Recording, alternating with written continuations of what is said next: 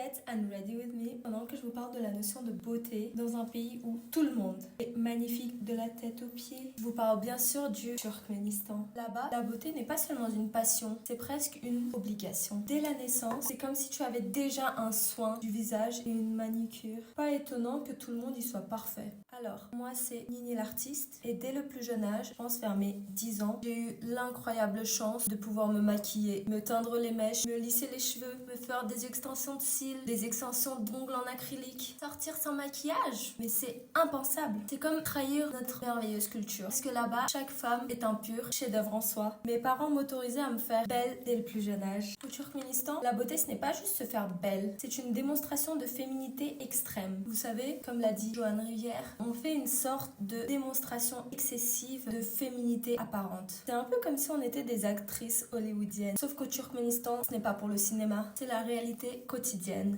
Je fais tout, absolument tout. Le maquillage et les coiffures, c'est obligatoire. Et ce n'est que la base. Il y a aussi le gua sha pour une peau lumineuse, les massages lymphatiques pour bien faire circuler le tout, le verre d'eau avec une rondelle de citron au réveil, c'est parfait pour la digestion. Et bien sûr, les suppléments de collagène, parce que bon, on ne rigole pas avec l'élasticité de la peau, n'est-ce pas? La perfection ne se maintient pas toute seule. On ne se laisse pas vieillir rapidement. Et je ne comprends pas comment Brigitte Bardot se laisse vieillir sans chirurgie esthétique. Nous, au Turkménistan, c'est les injections de botox dès qu'une ride apparaît. Oh, le botox. C'est tellement fantastique que toutes mes copines au Turkménistan font déjà du botox avant même d'avoir 18 ans. Généralement, c'est pour avoir des lèvres pulpeuses, mais aussi pour prévoir l'apparition des rides. Moi, je n'ai pas encore touché aux injections, mais bientôt ça arrive. En plus, j'aime trop regarder des photos avant, après chirurgie. Déjà là, parfois, on me pose la question: pourquoi tu n'as toujours pas fait de botox? J'ai des rattrapages à faire pour être à la hauteur de cette perfection collective. J'ai envie de ressembler à toutes les filles turkmènes. Chez nous, la beauté, ce n'est pas juste une question de préférence.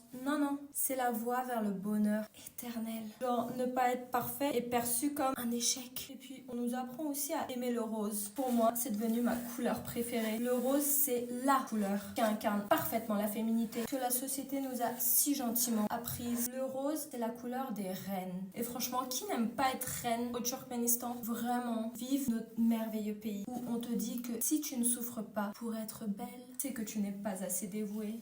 Ce pays, un rêve éveillé. La beauté, c'est presque une religion. Quelle chance d'avoir vécu au Turkménistan. Alors voilà, c'est ça le Turkménistan. C'est notre rôle de maintenir cette perfection. Sur ce, n'oubliez pas de liker, commenter, partager cette vidéo. Je vous fais des bisous marbrés.